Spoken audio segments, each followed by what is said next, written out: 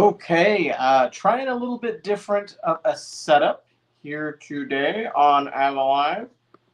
I did not realize last on Saturday or whatever it was that I was cutting out because nobody told me. So I'm trying a slightly different setup in here. Hopefully, it won't be as glitchy as that was. But a couple of weeks ago, we had the opportunity when we released the Test of Time to bring in the cast. But the captain of the USS Constitution, AT Branch, was unable to make it that night. So we have our captain with us tonight. I want to welcome you, sir. Thanks for joining us for this AVA-LIVE interview for the Test of Time. How are you? I can't complain. Glad to be here. Thanks for having me. No problem. Ever since we released the film about just over a week and a half ago, it's already had over 15,000 views, coming up on 16,000 now. How about that? What are your thoughts on that? That's wild. Anything that I've ever had released on YouTube, but you're happy to get to a grand, so I think that's super cool. So tell me, just a little bit about yourself and your career as an actor and what got you started on that. Sure. So my background, I didn't actually ever pursue acting initially as a goal. I went to West Point for undergrad. Then I went to was in the Army for 8 years, and then I was wanting to be a songwriter. So I actually ended up in Nashville and started pursuing songwriting. And I thought, I should probably start taking some sort of acting lesson to be less rigid on stage.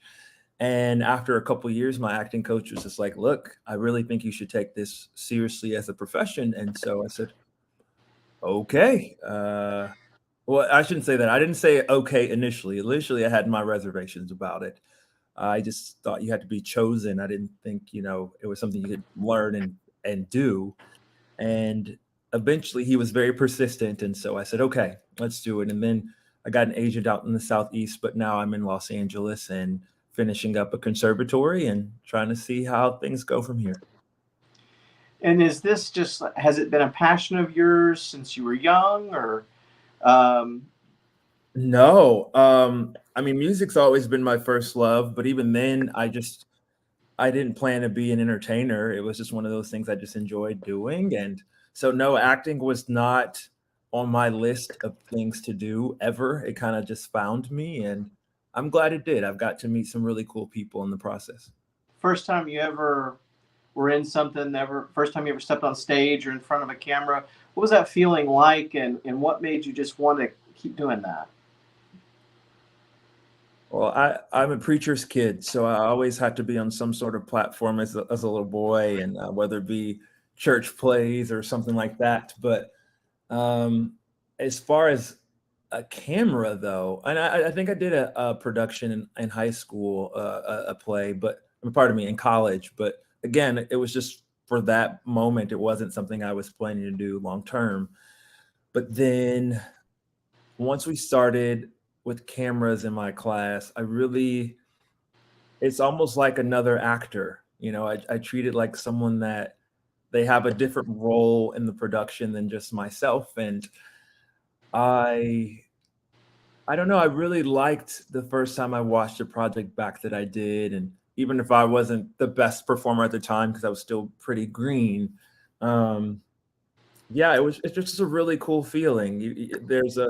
I hate to feel like there's that sense of narcissism per se, but I just really like telling stories. I think that's what it is. I love telling stories, and it gives me the opportunity to capture that story in a way that I can share with others, and I really like that. Okay, so we got a question from someone in the chat. That's our friend Wright, and Sure. he wants to know, what did you do in the Army? Okay, yeah, that's a great question. So I started off as a platoon leader in a cavalry squadron. So I was not a cavalry officer, but if anyone has been in a cavalry unit, you know that that's your primary job. And then whatever your specialty is secondary. So I was a medical team leader. So all of my soldiers were first responders, basically the Army's equivalent of EMTs, or as it's not quite as trained as a corpsman, but that's the closest thing I can think of. And then I worked in logistics and operations for a lot of time. I went to a logistics battalion and had different jobs there. And then I finished my time as a commander, primarily focused on the recruiting for the last 2 years of my 8 years, just so I could have a rounded experience. So combat arms adjacent to logistics to HR. Do you feel like overall that it was a really positive experience for your life, that it helped you grow as a human being? What did you really take away from it the most? A couple things. I would say one of the biggest things is the value of camaraderie. I think even between West Point and the Army, I think the people that I met either in the Army directly, in college, or even in the where I was stationed are still some of the best friends that I have. And you get to be surrounded by some of the best people. And I think one of the things I didn't appreciate as I've been pursuing acting and coming into it a little bit later than most people start pursuing it is the level of discipline and ability to make decisions. You know, I spent 12 years of my life learning how to make decisions. And so being able to make choices, being able to show up and be prepared and really take that drive and that focus and concentrate it in a way that I don't, on a lot of sets, my job's not necessarily to be the leader of that set or that production, but being able to step up and if no one is willing to take charge or follow whatever it may be, just being able to be decisive, being able to be trustworthy. And I don't mind getting my hands dirty. And sometimes actors can be, no shade, but sometimes they can be a little pretentious. And I'm like, look, I don't mind helping the crew out carry something, and as long as they, I don't get in their way. That's never been a problem for me. And so I'm grateful for that background. It's really given me a foundation to essentially propel myself from.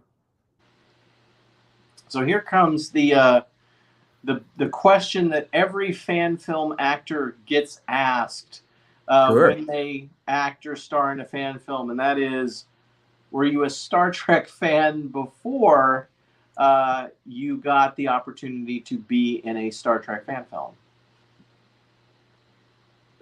So that's a loaded question.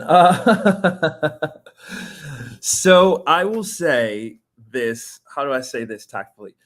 Technically, by the time that I actually filmed the first fan film that I did, because this was my second one, and the first one I did hasn't been released yet, actually. But Ray saw me in that one on set, and he asked me to be a part of this one, and I said, well, I don't know. I was living in Nashville, so logistically I was concerned. But to answer the question, by the time I was on set, yes.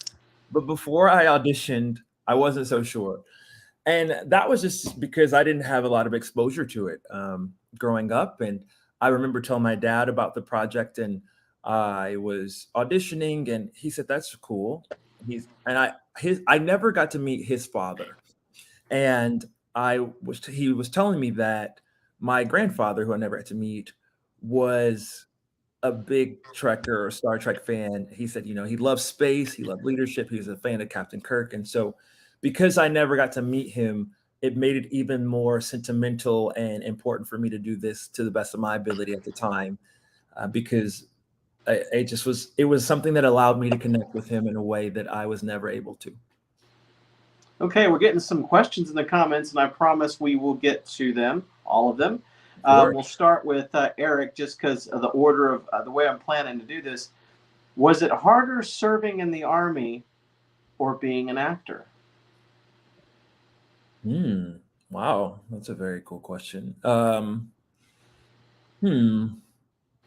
I think they're just so drastically different, but I guess it's easier to acknowledge the pros and cons of each. I think the hardest thing about being an actor in comparison to the Army is it's not a meritocracy. I'm in LA and there's a lot of talented people here. There's a lot of people that are busting their asses. And, some people never get that big break. There's a luck factor to this for sure. As we're in the Army, generally speaking, if I did my best, which not to toot my own horn, but I really worked hard to get to where I got and to what I accomplished. Generally speaking, my rank and my earnings and everything, et cetera, was based on a merit system. And so I do appreciate that. I will say on the flip side, though, as stressful and draining and hard working you can put in your whole self into a role, nothing I do as an actor is actually life or death. And I can't say that as a leader. I mean, having been deployed to Afghanistan and having to actually put my teammates in harm's way inherently, because combat zones can be that way, I don't think anything that I do as an actor will compare to having to make those types of decisions and then also deal with the consequences thereof, positive and negative. Very fair points. So you talked about auditioning for another Star Trek fan film, then meeting Ray Tessie. Mm-hmm. Tell us that story about how it came to be that you auditioned for a Star Trek fan film. Then tell us about meeting Ray, what that was like, and what he said to you to get you to be in the test of time. Sure. No, I saw, I mean, for people that aren't actors, there's this process called breakdown services, which any production can use to try to cast actors for different roles. And so there was what we see on our acting side is called Actors Access. And so I was just looking my typical weekday look and see what kind of roles might be out there. And I saw that project, that the other one that I did, and I looked at the different roles, and there was a Kirk, and there was a Spock, and there's several others that I was like, those are all such well beloved characters. And so if I don't want to audition for any of them, one, because there may be some ethnicity requirements, but also I don't want the comparison. I don't want to be compared to somebody else because I don't think I would do it justice. But I got to play, the character I played was someone that was not in the canon. And so I got to really make him my own, which was really intriguing to me. And so after Ray came by, we were on set for maybe 4 days, I think, for that one. I'm not really sure. I don't remember. But Ray came on set and saw that, and he had seen the script. And then I remember several months later, he messaged me on Facebook Messenger, and he's like, "Hey, I'm in the process of writing or co-writing. I don't remember the writing process, but of finishing a script of my own that I want to film at Neutral Zone. And how do you feel about being a part of it?" And I said, "Sure, if you don't mind sending me a script." And actually, I think the first script that he sent to me was a completely different story than A Test of Time. I would be potentially playing a lieutenant instead of a captain. And then it changed, and he sent me this one. And I just like, I don't know, it's 9 hours to get down to Georgia and this, and this. But ultimately, he was very persuasive. And I mean, if you meet Ray, he's such a lively personality. He's very, very, very serious about his love for Star Trek. And I mean, I think, to be quite frank, it was his enthusiasm that increased my own. I'd watched several episodes of the original series in preparation and just to make sure I understood the tone and certain things. And that's kind of your job as an actor. You get to really understand the project you're going to be on. But he actually made me want to care even more. And he helped me understand like some of the big things that were part of history, and that, how Star Trek really changed representation in media. And those are kinds of things that he helped me learn to appreciate. And it made me feel like, okay, I really want to be a part of this project, and I'll figure out a way logistically for myself to make sure I'm there. So you get down to Kingsland a second time. Yeah. And again, it was about 4 days to shoot the test of time. What was that experience like for you? The one thing I love about working on projects at Neutral Zone is that even if I wasn't the most diehard initially and have become more of a Trek fan, it was really the fact that everyone's so enthusiastic. I've never met a fan base like this that I was a part of anything. And so just seeing how people are so excited to be there, whether it be as extras or whether it be on crew, who I assume a lot of people are volunteering their time. And you feel that energy. And so, yes, it's hot. Yeah, you're in the middle of Georgia and you can't have the AC on because it's too loud and you don't have sound problems and this, and this. So many layers to that. But that all was none of it was insurmountable, but it was all like dulled instead because of just being surrounded by so much love. And even with me, after shooting a scene, anybody that was in it with me or afterwards, whether it be crew, I just so many people being like, we really appreciated or really admired your performance. I'm just like, I'm just doing my best. I don't know. But no, I just being down there was super cool. I just everything really comes to life in a way that is practical. I love CGI and I think it's great. I think it adds so much more. But having a foundation of a practical set that is solid and life size and real and touchable, you can touch it and put your intangible, rather was a better word. That was really cool to be around. But ultimately, I think the best part is being surrounded by the love for sure. Yeah, it was, it feels like, a real family atmosphere down there. And I Mhm. thought that, your interpretation of the character was perfect. I mean, it was like you had the right balance of you're not a little guy, you're a big dude. And so just kind of by your very nature, you have a very commanding presence on screen. But at the Thank you. same time, I felt like that you had kind of a soft presence as well in the way that you spoke and the way that you addressed people, and your character was, into morality. You're just like the character never lost his temper. He seemed like a disciplined Starfleet captain, and that brings a question Mhm. up here from Wright. He says, was it a natural fit for you to step into the role of a captain of a starship? Did your prior military service, were you able in this part to draw upon that? Wow, I really appreciate these insightful questions. I feel so much cooler than I think I am. Uh, yes, I did draw on that, and actually, it was funny because I posted a small clip of all the sequences of me walking on Instagram, and it's because I had asked a couple friends of mine. One of them, he was an infantry. He's actually an infantry colonel now, and he was one of my previous executive officers. And another friend of mine, Ben, who had been in civil affairs, they just have very distinct walks. And so I was like, I need to really work on that because mine can be a little bit bouncy if I'm not cognizant of it. I was like, that's not going to work. So I remember actually asking Ben to send me a video of him walking. I just kind of worked on that. But I also, I didn't really have as much experience on large vessels.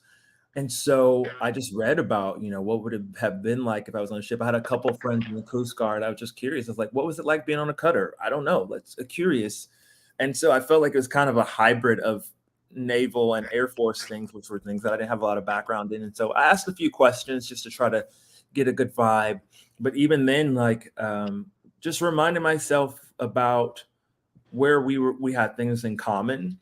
And I'm not a big, I don't tend to want to have to pull out a big stick to get your attention. I think, if I earned your respect, I don't have to shout. You listen because you you respect me. And so when I have something to say, when I finally do say something, you're willing to listen. So yeah, I definitely used my training, but I had to phone some friends to really try to get a bigger picture understanding. What was your favorite scene to shoot in the whole project? I uh I think just seeing the sequence together and getting to the captain's chair. I mean, I know that sounds so self-indulgent, but but it's just one of those moments you see coming from the elevator. And I remember because we shot it and we had to, shoot each section and just going from the elevator and eventually the choreography of it all. Having the signal officer having to come or ask me to sign off on this, and then talking to the person that was, ammunitions, and then going back, and it just the whole choreography of everything was really cool. It felt very, 1930s, 1940s movies where everything has to go like this in order for it to work well. And I think Vic did a great job with that. And of course you did as well, making sure you captured it quite beautifully. But yeah, just something about sitting in that captain's chair. I agree that Terry just said exactly what I said. There's something about it that made me feel like, okay, this is where I belong. So now that you've done a Star Trek fan film, Michael Reed asks, have you ever thought about being in a Star Trek TV series like real Star Trek one of these days, Absolutely. I just wish, they please call my manager and let her have me audition. Pretty please. Like, I am hankering at the bit. Like, yes, I would absolutely take the opportunity. I haven't been given it yet, but I'm trying to put that out in the universe for sure. Let's see. And Eric is asking, would you ever maybe write a film? Ooh. Have you ever thought about doing that? Writing is not my gift. I can produce and I can act, but I do plan to take some writing lessons, and I think I would have to study some more. I see when I watch read some of the comments on YouTube that people have really, really, really done their research, or at least really, really watched a lot or read a lot, and so I think this is one of those things where, in order to properly show the respect that's due to a very devout fan base, I would need to make sure I had a really full understanding of what's been done, what I feel the gaps are, and so I could do it justice. And I don't know that I have the capacity for that right now, but I won't say no. Okay, so Wright's asking, AT, as Kirk once said, risk is our business. If you were to sit in that center chair, command presence is extruded normally. You did great. I mean, Thank you so much. is that something that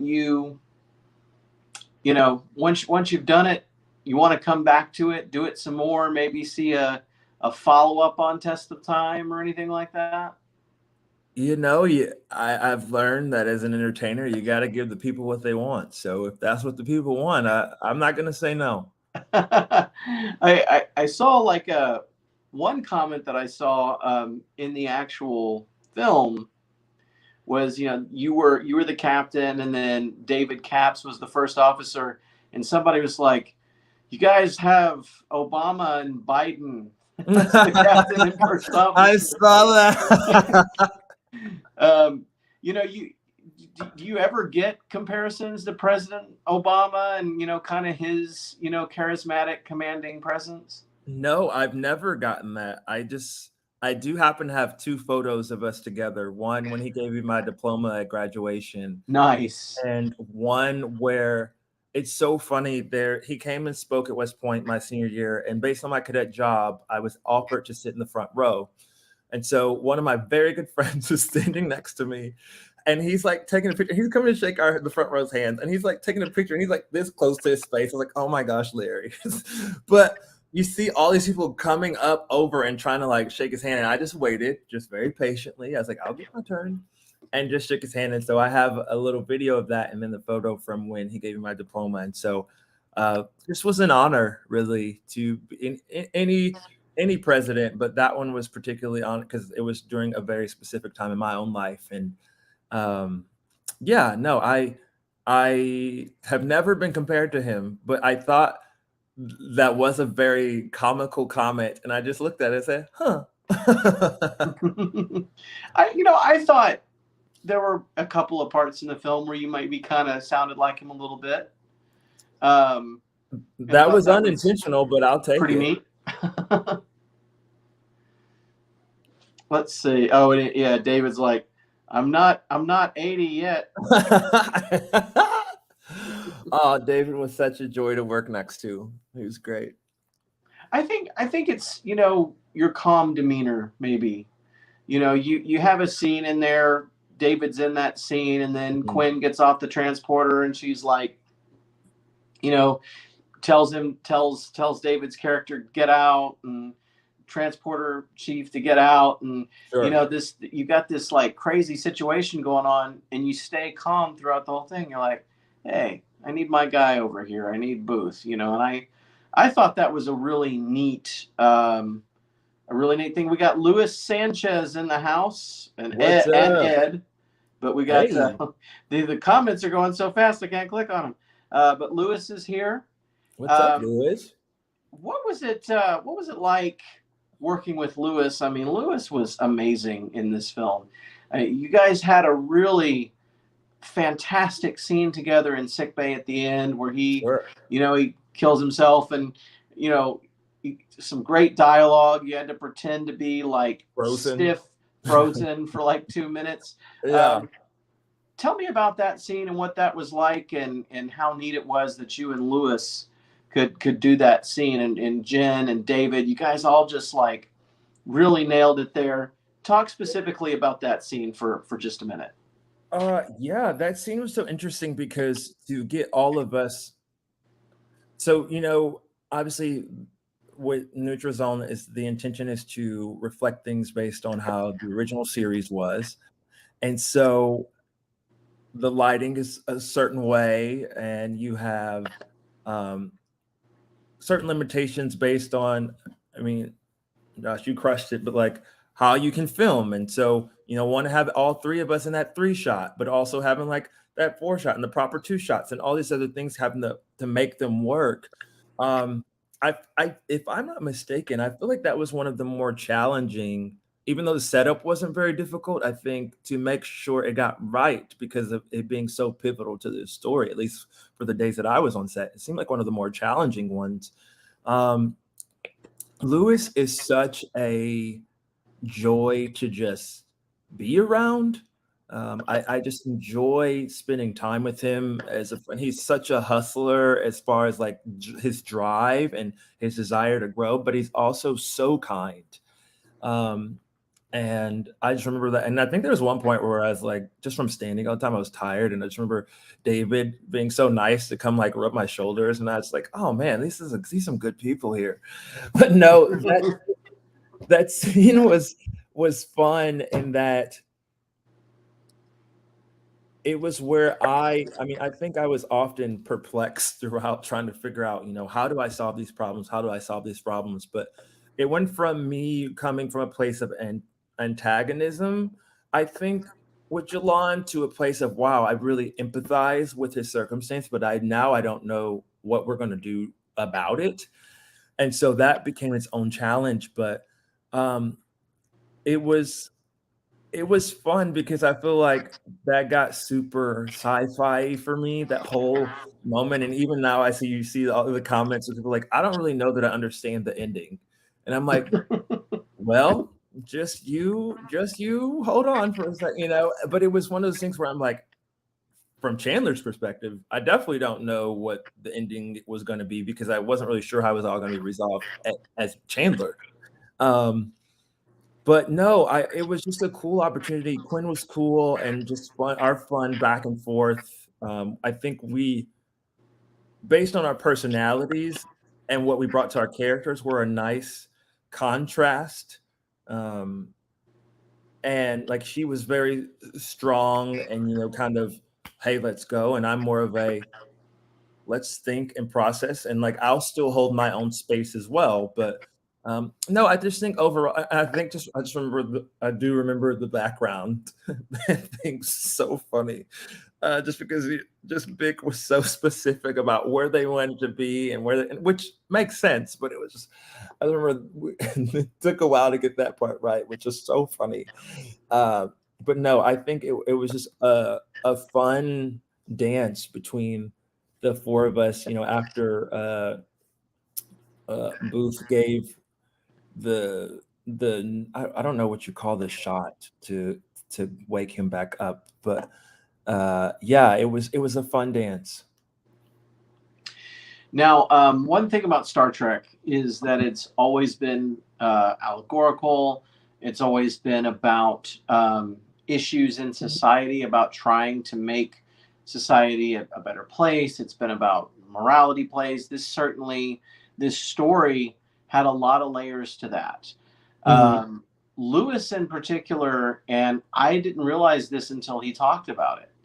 And I thought it was really something. Lewis talked about that he drew upon history in his passion in playing Jalon, because Jalon was a slave.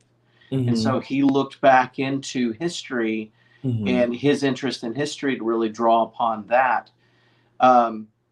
Is that something that you think maybe helped in your ability to play Chandler as a sympathetic character? Sympathetic to Jalon's plight? Yeah. I didn't particularly make that reference, and not saying that it's not there. Obviously it can be. I think for me it was so I do a lot of, or I used to, and hope to get back into, but I used to do a lot of volunteer work with an organization that was anti-human trafficking. And so that was a little bit more of what I drew into, and just understanding the plight that, someone will do anything they have to in order to fight for those that they care about, or they loved. And anytime someone's disenfranchised is really tough to bear. And yeah, I think, and I think the thing that was really forced me to be empathetic even more so was that the reality of, we caused this problem. And sometimes, even going back to Afghanistan, like people weren't enslaved, but we were occupying someone's country for, I won't go into the political reasons of why or why not I thought that was a good idea. But I will say that, the opportunities that I had to interact with Afghan locals and et cetera, and realizing that, some people's quality of lives were changed, and we had a direct impact on that. And whether we look at it as for better or not, like just being aware that our actions as, a leader in the free world do really have impacts. And sometimes those have impacts that we don't directly see. It's definitely maybe not immediately. And so hearing that and seeing like, oh, we effed this up, was a big factor for me and just my own sympathy. But I definitely think, had I been as smart as Lewis and thought about the historical ramifications of that, I probably would have drawn from that as well. Absolutely. The thing that really surprises me about Test of Time, because I wasn't, we shot Test of Time last year. But what I learned is that Test of Time was actually written in like 2019. It was written before COVID. And was that when Ray approached you, or when you started to hear about it? No, because I think I was later to the party, because I didn't feel my first one to even meet Ray until 2020. Okay. Yeah, I think it may have been kind of the same way for all of us. It seems like the Tales from the Neutral Zone crew really started coming together with Doomsday in 2021. Yeah, Ed, we had him on. He was the executive producer. He said it was long before COVID. Yeah. Started talking about it in June of 2019. So, Mhm. and yet it was the story of, addressing a global pandemic. Mhm. Um, and I think that referring to it as, being like a version of COVID may have been something that was added later to the script, but Sure. an issue there with they're trying to vaccinate this planet, and it's also relevant there. What did you think of that storyline? Well, I mean, according to one of the comments, it might read like propaganda. Yeah, people. Yeah, that was one comment that I saw that he was saying. Yeah, some guy said like this comes across like propaganda. I'm like, propaganda for what? Like, not violating the prime directive? Like, just because it's you know a Yeah. pandemic, that doesn't mean that it was like you must be vaccinated, but it was an Right. element that the audience could relate to. Was Sure. it something fresh in your mind? What was your thought on the relation to the pandemic that we were slowly coming out of when we filmed this? Uh, it was real, you know. It was it was as real as it could be because I mean we again we were still going through that in our own life. Um, I I think that I don't know that it clouded or affected my perspective much. I mean, it was kind of a something I observed, but when you think of anything that's going to destroy a whole society or a planet or people group, um, any sort of genocide, I think, is one of those things where you're just like, I mean, I think more so back to the point about like Lewis talking about, slavery. And here's, now that we talk about this, I think I did a whole paper on Rwanda in college and if it was necessary for us as the U.S. to interact or be a part of it or assisting or not. And there's a really tough paper to write because there is the humanitarian aspect of things, but then there's also the logistical and properly understanding the geopolitical implications of if we were to be a part of this or not. And I just think of things like that where you have a whole people group being eradicated by another people group for whatever the reason may be. And yeah, I was glad that there was if people were in pain, like they would have this vaccine to go. But then when you realize the purpose of it being to help a people that was oppressing another people, it all made it very difficult. And so I think that was constantly on the back of my mind as Chandler, like, what do we do that's right? How do we do this right? And how do we do what's best based on our own morals and our own objectives? Because we may not be perfect, but based on the information we have, let's make the best decision we can. It's interesting because you are describing how much those thought processes affected you, and it shows me that you really did bond with the role in a lot of ways, Yeah, because I loved him. there's a responsibility to being a starship captain. Sure. And people, whether it's fans or whoever that love this franchise, a lot of people are looking to fan films now to see the type of Star Trek they want to see.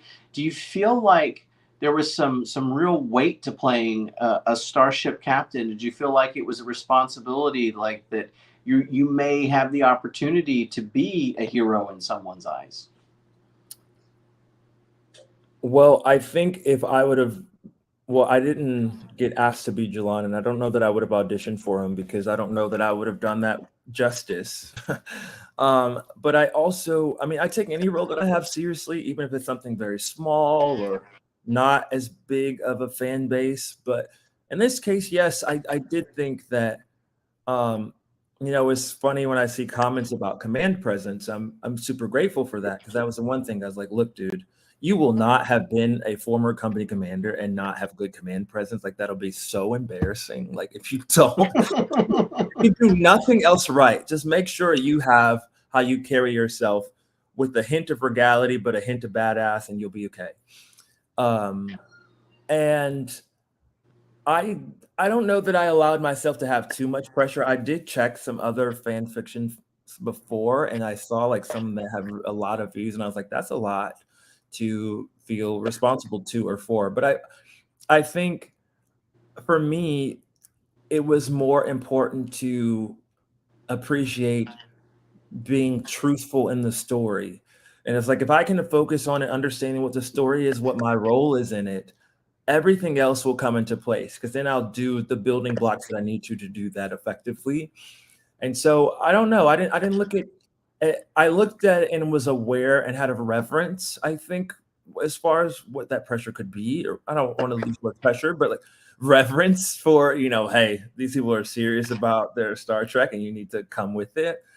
But I don't know that I felt a lot of pressure. I was pretty at ease. And again, I think that goes back to the love and pretty clear direction. Vic, if I had some ideas and he had a difference of opinion, it's his vision. And so I'm going to go with that. But for as far as what I could bring to the table, I was very, very aware of the responsibility. Sure. So Daniel Vance says, your former military presence comes across wonderfully in your role as captain. The character has gravitas. Cheers. Thank you. That's so kind. And then, David Cap says, I'd serve again if called upon. So maybe we need to be lobbying Ray for another USS Constitution movie. Yeah, he's trying to just, get those renovations and stuff done. I'm not going to bother him too soon. So, going a little past Star Trek and a little bit more into philosophy, you said if you were to write Star Trek, of course, you'd want to research it a lot more. But are there any stories personally to you in your own life that you would like to tell on film given the chance? So this is not so much a personal story to me, but based on history, it's something that matters a lot to me. And I would love to play. There's this book called Glory Land that was written by a park ranger out in Yosemite, and Shelton Johnson. That's what his name is.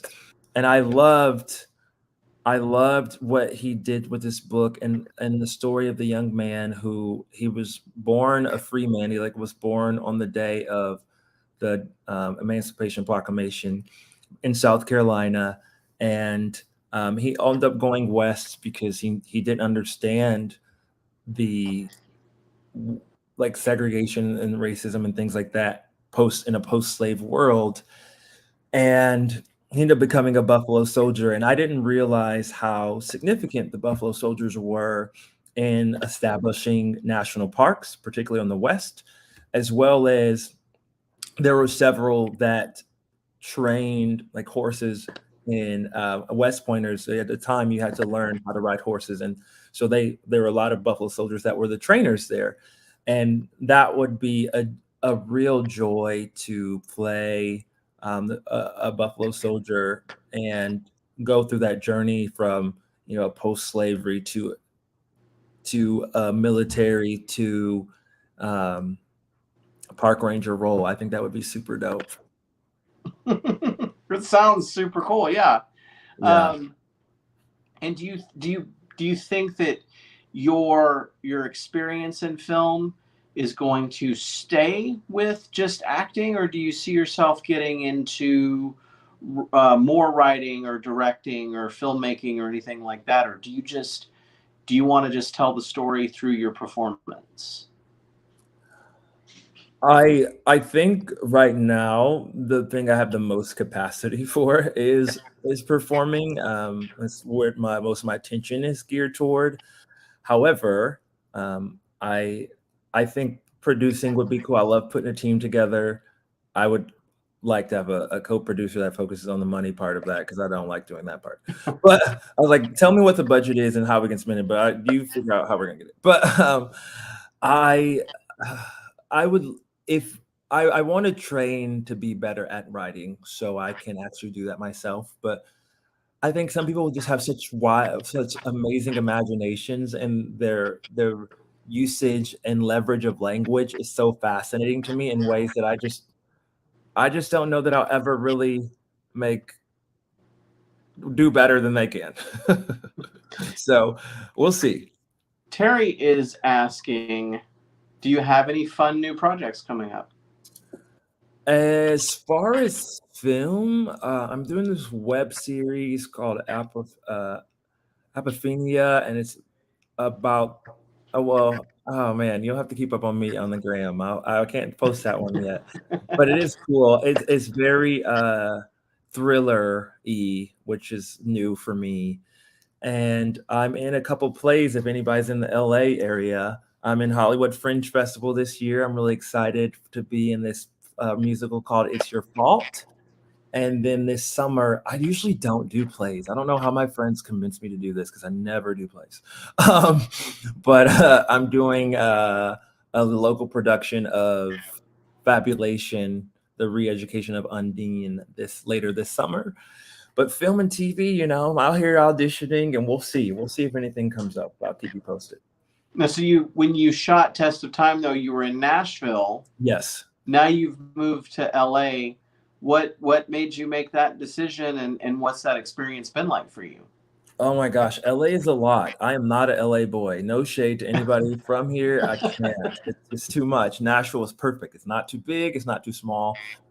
But thank you, Terry. I am in an acting conservatory. I just felt like there were some gaps in my training, and I wanted to not have to pay an arm and a leg or go to Atlanta every weekend and do the training. I was like, let me commit to 9 months to a year of just solid intentional training. And then I'll, get a foundation and a technique, and then I can blossom from there, continue to train, and et cetera, et cetera. But yeah, I came here from an acting conservatory. Fortunately, I have a little sister that's here too, and several friends that are coming here. But since I've gotten here, I've gotten a manager, and we're just gonna, really push for my career to blossom. And I can't deny, as much as I don't love LA, there are endless opportunities. And as a music lover and creator as well, there's a lot of opportunities for me on both sides of the spectrum. And so we're going to stick out here for a little while.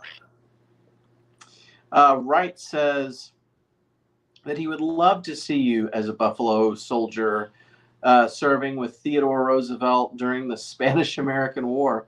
Man, that'd be quite a project. That is an interesting time. And, that has its own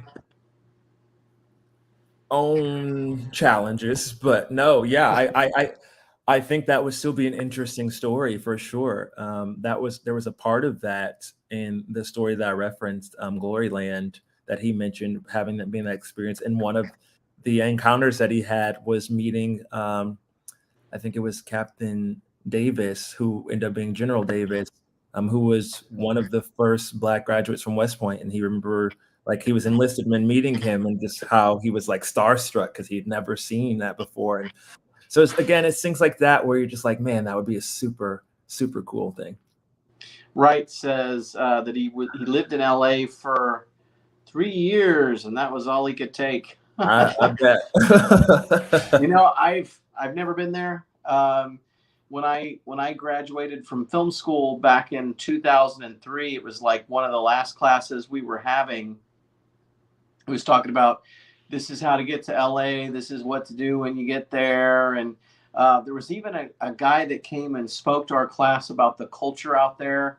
Like when you walk into a meeting and they ask you what you want to drink, you're supposed to say Diet Coke, no matter what, all that kind of weird silliness. But oh my God. Yeah, I never, it is the movie industry, but I just kind of felt like I didn't want to go there. And but some people have had the adventurous spirit and the courage Ooh, to take it on. I'm sure it can't be easy.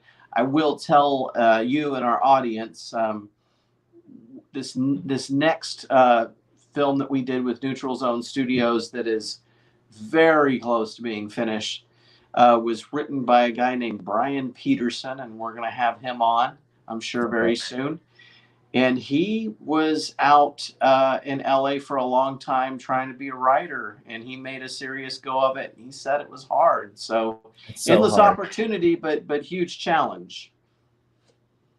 No, yeah, it's not for the faint of heart, but it's the thing is like, I love storytelling, and I my dad makes jokes all the time. He's like, your resume is just collecting dust.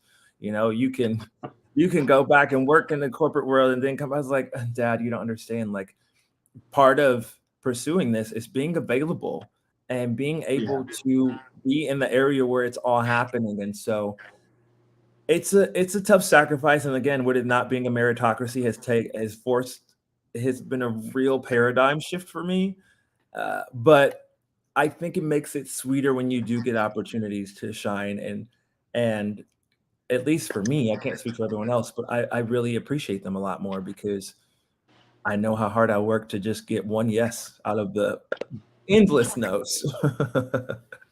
Hey, I mean it's hard everywhere, and um, even in Arkansas where I am, or in Atlanta, or in other places in Georgia, and there are lots of little areas sprouting up. I've been talking with some guys who are making films in a little town called Fitzgerald, Georgia, that's only about an hour and a half away from Kingsland. But it's just a passion that we all have. Terry says, if you come back to Neutral Zone, I would love to be a part of that production. You are amazing. Well, that's super kind. I appreciate it.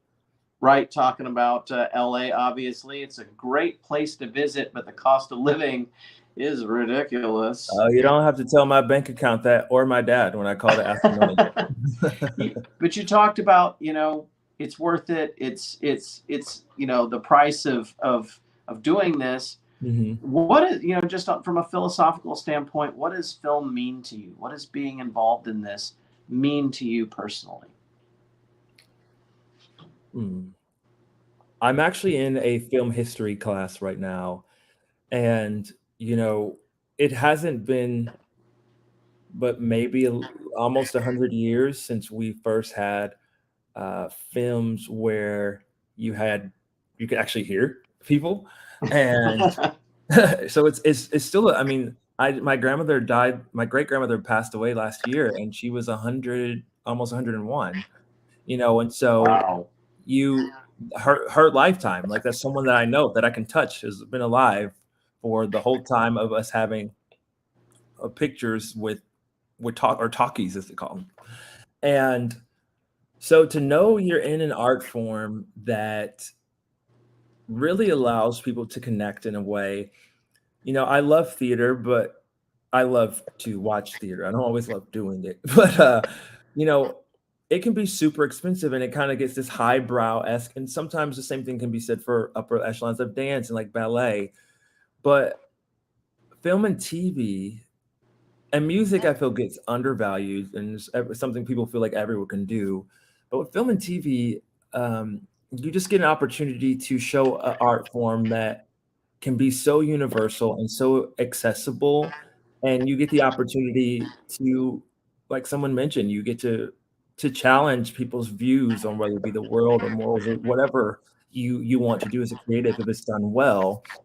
And so I don't know. I think to try to be more succinct, I enjoy being able to tell a story, and ultimately, I'm in this because I feel like I've had a lot of different experiences that maybe some people may not have seen reflected on in media, and I want to be able to be that beacon to shine that light or to allow people to be entertained, but also to feel seen and heard. We've gone almost an hour, and this is so wonderful. Um, I guess my last questions are going to be kind of along the same line. Like, if you Sure. could have a dream role, what would that be? Kingsman, hands down. How come? Literally all I dream about every day. I've made so many life choices about. I went to a 2-month bodyguard course. I went to get my wilderness EMT. I'm in active service. I just want someone that knows Matthew Vaughn to let him know that I exist, because I love the British fashion, and I mean they it can be statesman. I don't have to be British. We don't have to do that. We can do statesman, or I can be the American that comes over. I love the intellectual badassery of it all. I like, I don't want to just fight to fight. I don't mind fighting. If you nuck if you buck, but at the same time, there was a reason. I love the intellectualism. I just think it's so well done. I love the very first one. And I definitely love the prequel. The second one, whatever. But it's still, I loved all of it. I love Matthew Vaughn's vision. I also, as I mentioned, Buffalo Soldier. I would love to be America's best friend wherever that plays out itself. And then my other prototype or favorite option would be to have been the dude that would have caused the ruckus on Big Bang Theory. Yeah, for sure. So yeah. You talked about fighting on camera. Is that something you've ever done? Have you had the opportunity to do that yet? I have a short that I produced and co-wrote. I guess I do write sometimes. That we did last summer, and the director and editor and cinematographer, he's still finishing it up because it's one of his first projects he's put out that's in narrative form. So he really wants to do it his best. And so it's been a while, but I just root him on. And so we hired a stunt choreographer, my friend Jaron Bray, to do that. And he did a great job with us. And I've been taking film fighting lessons for the past 7-8 months with this stuntman Cody Davis, who's my instructor and who I love. So 2 hours a week, every week with him. And so because of that, one of my classmates, Raven, ended up making her own short, and she choreographed the stunts. And so that should be out sometime later this year, called Incursion. And so I've gotten a little bit of experience here and there, but I definitely want more. Well, then we got to get you back in another Star Trek fan film, because that's always something we're trying to get better at, is the fight sequences. Yeah, I'm down.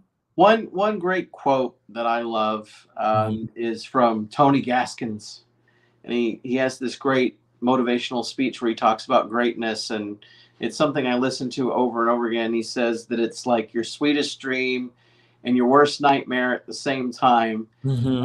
It's not what you dream of, it's what keeps you up at night. What keeps you up at night? Does this quest, is it something that you think about, that you eat, sleep, and breathe, or are on your own time, are you pretty chill? Both. Sometimes I think my bank account determines my mood, but no, I'm kidding. Kind of. Yeah, right. It does that for all of us. No, I was actually reminding a friend of mine this recently. There's so many things that as far as this journey is concerned, I don't get to control. And so I just worry about, am I giving my best? And if I can do that, then I can go to sleep quite soundly. I worry about the things where I'm like, okay, did I do this right? Or have I done this and this? But no, I'm a pretty generally chill guy. I do get flustered about some things. I'm not going to pretend, but for the most part, I remind myself. You said, what's that? Me too. But no, for the most part, I'm just like, if I feel like I'm not being grounded, I'll go call my dad or something, and he'll remind me, like, dude, get your ish together. So yeah. Christopher Collins, he's our set photographer. He came in with a late question. What is your strategy for memorizing dialogue? Oh my gosh. I don't, so many people do that in such different ways. Some people do it like they have to write things all out. I don't love doing that unless I have a lot, then I'll probably write it out, which seems counterintuitive. Why would you write out if you have more? But no, hmm. I think a part of it is just analyzing, and the more I spend the time understanding what I'm trying to say after reading it a few times, I think it becomes a little bit more intuitive.